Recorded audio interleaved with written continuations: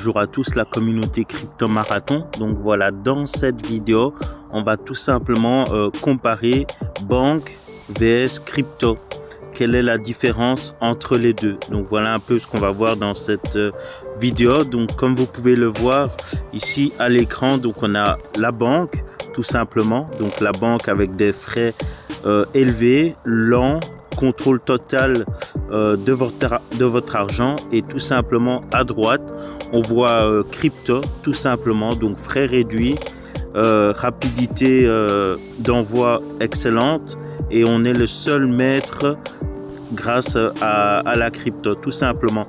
Donc en fait la crypto et la banque c'est exactement pareil, sauf que d'un côté vous avez le contrôle du banquier et de l'autre c'est vous qui êtes votre propre banque tout simplement. Donc voilà un peu ce qu'on va voir dans cette vidéo. Donc si le contenu vous intéresse, n'hésitez pas à vous abonner, à mettre un petit like et à mettre en commentaire ce que vous pensez de tout ça, si vous êtes plutôt banque ou crypto. Donc voilà ce qu'on va voir dans cette vidéo. Donc banque vs crypto, c'est le même système avec une énorme différence. Donc on va pouvoir commencer maintenant. Donc j'ai pris des notes, je prends toujours des notes, je retravaille ce que j'ai à partager à la communauté. Donc ici ça va être très intéressant. Donc voilà, ici on va commencer. Donc tu t'en rends peut-être pas compte, mais dans ta vie quotidienne, tu utilises déjà presque exactement le même système que la crypto-monnaie. Donc voilà, pour ceux qui ne sont pas encore dans la crypto-monnaie et qui sont bancarisés, qui utilisent la banque, vous utilisez exactement le même système. En crypto-monnaie, c'est exactement pareil. La crypto-monnaie peut être utilisée comme une banque. On n'est pas obligé d'investir dans le Bitcoin, Ethereum et tout ça. On peut l'utiliser exactement comme une banque pour être hors bancarisé par une gouvernance. Et là, vous devenez tout simplement votre propre banquier. Donc, c'est très simple. Donc voilà, oui, exactement le même. Et pourtant, on a toujours fait croire que c'était totalement différent. Alors aujourd'hui, on va voir la vérité. Le système bancaire que tu utilises déjà dans ta vie de tous les jours, tu as un compte bancaire, c'est là que ton argent est stocké, tu reçois ton salaire dessus, tu payes avec ta carte, tu fais des virements, tout semble normal. Mais pose-toi une vraie question, est-ce que cet argent t'appartient vraiment? Parce que techniquement non, ton argent est gardé par une banque. C'est elle qui valide tes transactions, peut bloquer ton compte, peut refuser un paiement, peut changer les règles. Tu fais confiance à un intermédiaire. Maintenant, regarde la crypto. Dans le monde des crypto-monnaies, c'est exactement le même principe de base. Tu as un compte appelé wallet, de l'argent sous forme de crypto, des transactions, envoi, réception. Et parfois même, tu passes aussi par des plateformes comme les banques. Ces plateformes gardent ton argent, facilitent les échanges, jouent le rôle d'intermédiaire. Donc jusque-là, c'est pareil.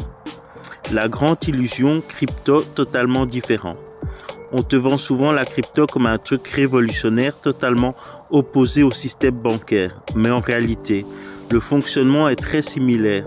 Dans les deux cas, tu stockes de la valeur, tu fais des transactions, tu utilises des outils pour payer. Les frais différence n'est pas là. La vraie différence n'est pas là. La vraie différence, le contrôle. Et c'est ici que tout change. Dans le système bancaire, tu ne contrôles pas totalement ton argent. Parce que ton compte peut être bloqué, ton argent peut être gelé, les règles peuvent changer sans toi. Dans la crypto, tu peux devenir ta propre banque. Si tu utilises un wallet décentralisé, tu détiens les clés, tu contrôles ton argent, personne ne peut bloquer ton compte. Le coffre-fort, la comparaison simple, imagine deux coffres-forts. Premier coffre-fort banque, il est sécurisé mais quelqu'un d'autre a la clé. Le deuxième coffre-fort crypto, il est sécurisé et tu es le seul à avoir les clés. Voilà la vraie différence. Mais attention, plus de liberté, plus de responsabilité. Parce que oui, la crypto-monnaie donne plus de liberté, mais elle donne aussi plus de responsabilité. Si tu perds ton accès, personne ne peut t'aider. Pas de service client, pas de remboursement, pas de bouton mot de passe oublié. Et les cartes crypto alors? Aujourd'hui, même la crypto ressemble encore plus au système bancaire. Pourquoi? parce que tu peux payer avec une carte, dépenser ta crypto-monnaie comme de l'argent classique, exactement comme une carte de banque. Donc au final, les deux mondes se rapprochent de plus en plus.